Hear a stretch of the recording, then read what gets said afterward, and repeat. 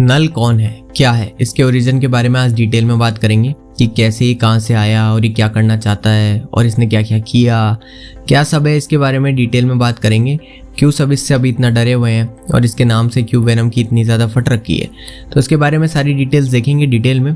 तो अगर आप खाली हो तो कुछ खाने की चीज़ लेके बैठ जाओ, खाना खा रहे हो तो आराम से मोबाइल लैपटॉप जिस पे भी देख रहे हो आराम से उसे टिका लो, फुल HD में कर लो वीडियो की रेजोल्यूशन और पीछे होकर आराम से वीडियो देखो। अकेले हो तो मुंडी झुका के मत देखो, आराम से ईयरफोन लगा लो या फिर नहीं है ईयरफोन तो वॉल्यूम एडजस्ट कर लो बढ़िया साउंड के लिए, क्योंकि वीडियो थोड़ी लंबी होने वाली है इसलिए हो सकता है थोड़ा टाइम लग जाए। और वीडियो पूरा देखना क्योंकि इससे वॉच टाइम बढ़ता है और यूट्यूब को लगता है वीडियो को आगे प्रमोट करना चाहिए, तो इतना तो कर ही सकते हो यार आप लोग अपने भाई के लिए, इसलिए लाइक का बटन दबा देना और वीडियो पूरा देखना और शेयर कर देना ये वीडियो अपने मार्वल के फैन दोस्तों के साथ। और अगर मार्वल से रिलेटेड और भी वीडियोस देखना चाहते हो तो चैनल को सब्सक्राइब ज़रूर कर देना। तो चलिए वीडियो में आगे बढ़ते हैं।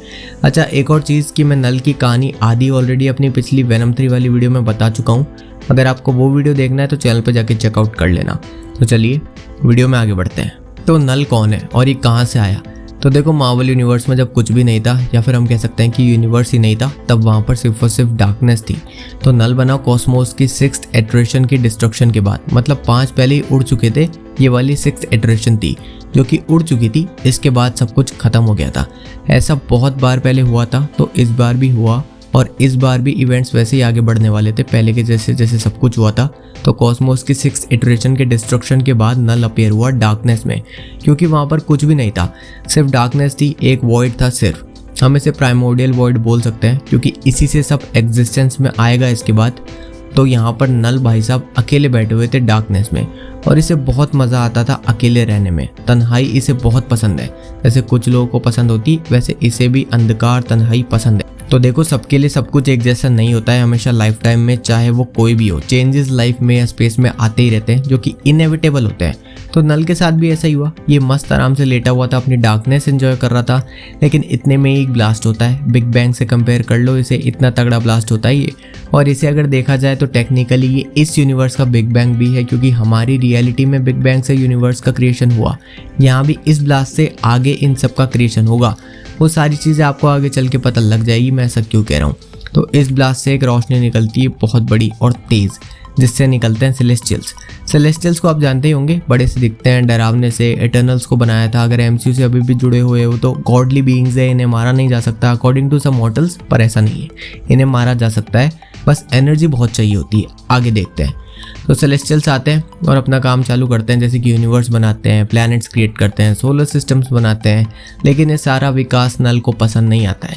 उसे हम ऐसा समझ सकते हैं कि सेलेस्टियल सरकार है और नल जो है वो विपक्षी एक ऐसी पार्टी है जिसे पसंद नहीं है कि दुनिया या देश आगे बढ़े, वो बस अपने फ़ायदा देखना चाहती है और उसे फ़ायदा तभी है जब विकास ना हो, मतलब सेलेस्टियल्स कुछ क्रिएट ना करे, बस हर जगह डार्कनेस ही रहे।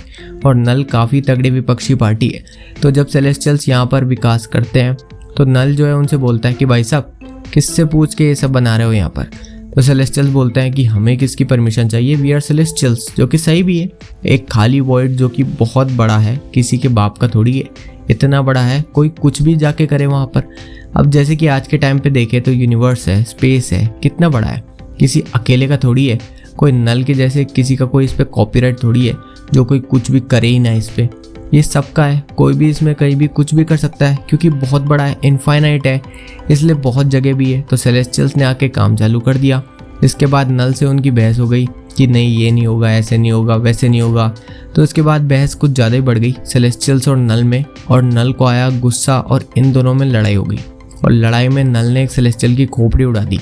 अब आप लोग अंदाज़ा लगाओ नल कितना ज़्यादा खतरनाक है। जिन सेलेस्टियल्स को MCU में आज के टाइम पे जब दिखाया गया था उनका कितना ज़्यादा खौफ था। इटर्नल्स जिनको खुद सेलेस्टियल्स ने बनाया था, सोचो कितने ज़्यादा स्ट्रॉन्ग और पावरफुल है, फिर भी उनकी हालत देखी थी जब सेलेस्टियल्स उनसे बात करते थे, पैंट गीली हो गई थी उन सबकी।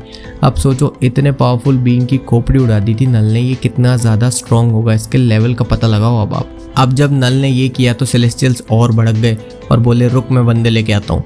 इसके बाद दोनों में भयंकर लड़ाई होती है और इसी के दौरान नल जो है एक सेलेस्टियल की खोपड़ी में जाता है, वही खोपड़ी जो उसने काटी थी उसमें जाके इसी लड़ाई के दौरान एक तलवार बनाता है जिसे हम आज जानते हैं ऑल ब्लैक नेक्रोसोर्ड के नाम से।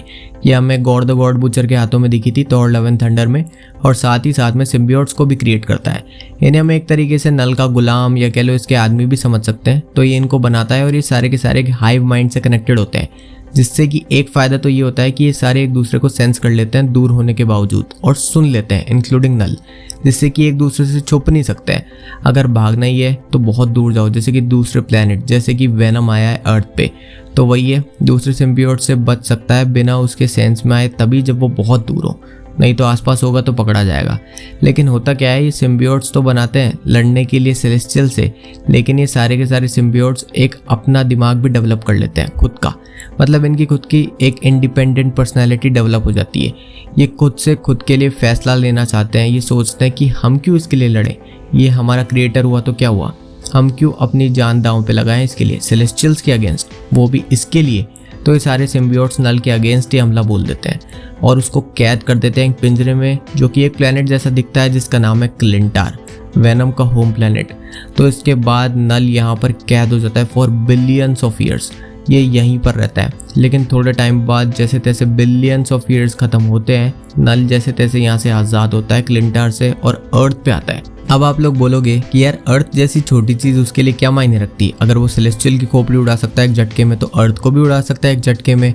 तो भाई सही बात है, अर्थ को भी उड़ा सकता है, लेकिन अर्थ पे वो आना चाहता था एडी ब्रॉक के बच्चे के लिए, जिसका नाम है डिलन ब्रॉक।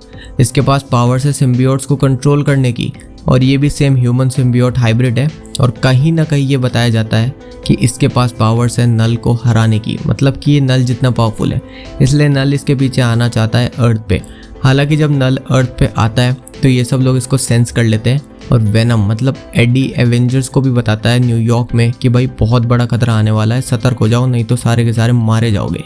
तो इसके बाद सारे एवेंजर्स रेडी होते हैं, लेकिन खतरा बहुत बड़ा होता है, पूरा न्यूयॉर्क, इनफैक्ट थोड़े टाइम में पूरी दुनिया नल के काले सिम्बियोट से ढक जाती है और एक काली लेयर बन जाती है, और नल को हराने के लिए भाई हीरोज विलेंस कोई नहीं छूटता, सब आ जाते हैं। इतनी ज़्यादा सिचुएशन खराब हो जाती है, लिटरली जितने भी हीरोज होते हैं उन्हें हेल्प लेनी पड़ जाती है बाकी सभी विलेंस से। Wanda, Iron Man, Wolverine, Deadpool, Daredevil, She Hulk, Fantastic Four, Spider Man, Thunderbolt, Red Hulk, Green Hulk, X Men, सारे के सारे। जीन ग्रे भी कुछ नहीं कर पाती इसका। आप जो भी सुपर हीरो इमेजिन कर सकते हो कर लो मार्वल यूनिवर्स का, कोई भी विलेन सोच लो, वो भी आ गए, उनको भी बुलाना पड़ गया कि भाई कुछ बचेगा ही नहीं लड़ने के लिए, तो फिर लड़ेंगे किसके लिए बाद में।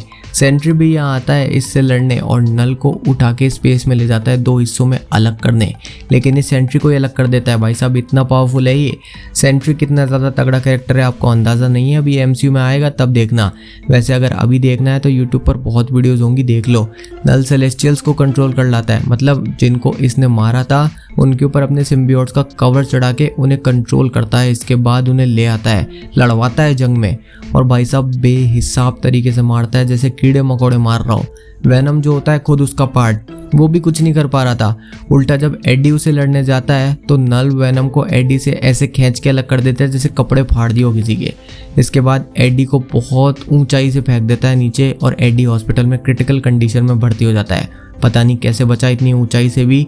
इसके बाद जो भी कैरेक्टर्स इससे हार रहे थे उन सभी पर सिम्बियोट्स कब्जा कर लेते हैं, और वो भी हार जाते हैं। और हालात तो तब खराब हो जाते हैं जब विलेन भी अपने दुश्मनों से हेल्प मांगने के लिए भागते हैं, जैसे कि ब्लेड ड्रैकुला से हेल्प मांगता है। इसके बाद नेमोर अंडरवाटर पूरे एम्पायर में उसके जो जो एनिमीज होते हैं उनसे हेल्प मांगता है।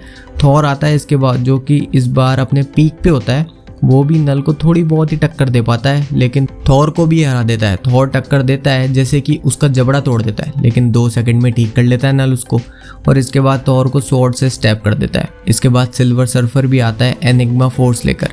इतने टाइम से कहाँ था ये, थोड़ा लेट आया, लेकिन ये भी नहीं हरा सकता क्योंकि ये भी पहले लड़ चुका है नल से और हार भी चुका है। तो ये अपने अंदर एनिग्मा फोर्स लेकर आता है, जो कि वेनम की जस्ट अपोजिट है। मतलब एक तरीके से ये फोर्स लाइट फोर्स है, ये किसी को चूज करती है और उसको बहुत ज़्यादा पावरफुल बना देती है। तो यहाँ पर सिल्वर सर्फर जब एनिग्मा फोर्स यूज़ करता है तो ये काम ही नहीं करती। तो ये उसको लेके तो आता है, तो उसको पता पड़ता है कि ये उसके हाथों से काम ही नहीं करती है, तो उसको पता पड़ता है कि ये इसके लिए वर्दी नहीं है। तो इसके बाद जैसे ही वो अर्थ पे जाता है, ये फोर्स उसमें से निकल के एडी ब्रॉक में घुस जाती है, और उसके अंदर जो पावर्स आती है उसे देख के नल के सारे नाले खुल जाते हैं। उसको पता पड़ जाता है कि भाई बहुत गुंडाई हो गई, अब पीछे हटने का टाइम है। अगर अभी पीछे नहीं हटे तो लाइफ में कभी आगे नहीं बढ़ पाएंगे। बाकी ये थोड़ा घमंडी भी था, इसलिए इसने सोचा कि वेनम मेरे को अकेला क्या ही मार लेगा। तो एडी लेता है इधर ढेर सारी पावर दूसरे एवेंजर्स की, अपनी भी। थॉर का हथौड़ा ही खींच लेता है उससे, जैसे कि कुछ हो ही ना, वो ऐसे ही पड़ा हुआ था, उठा लिया मानो। इसके बाद सिल्वर सर्फर का बोर्ड लेता है और इन सबको फ्यूज करके कॉस्मिक एक्स बनाता है, जिससे कि वो नल पे अटैक करता है। और नल अटैक में अपनी नेक्रो स्वॉर्ड से वेनम के अटैक को रोकने की कोशिश करता है। तो उसकी स्वॉर्ड टूट जाती है और उसकी स्वॉर्ड को वेनम भी अपनी कॉस्मिक एक्स में एब्जॉर्ब कर लेता है और इससे नल की छाती में घुसेड़ देता है। और इसके बाद उसको सन के पास लेके जाता है और उसमें झोंक देता है, जिससे कि फाइनल क्रियाक्रम पूरा हो, कोई गुंजाइश ही ना बचे इसके पुनर्जन्म की। तो ऐसे नल की कहानी शुरू हुई और ख़त्म हुई। अब आप लोगों को अंदाज़ा हो गया होगा कि नल किस लेवल का डेंजर है मार्वल यूनिवर्स में। इस वीडियो में इतना ही। अगर वीडियो पसंद आई तो इसे लाइक करना मत भूलना और शेयर ज़रूर कर देना ये वीडियो अपने मार्वल के फ़ैन दोस्तों के साथ। और सब्सक्राइब करो ऐसी और मार्वल की वीडियोज़ के लिए, और घंटी का बटन दबा के ऑल का ऑप्शन ज़रूर सेलेक्ट कर लेना, जिससे कि आपको वीडियोज़ की नोटिफिकेशन मिलती रहे। तो चलिए मिलता हूँ मैं आपसे अपनी नेक्स्ट वीडियो में, तब तक के लिए स्टे सेफ, बाय।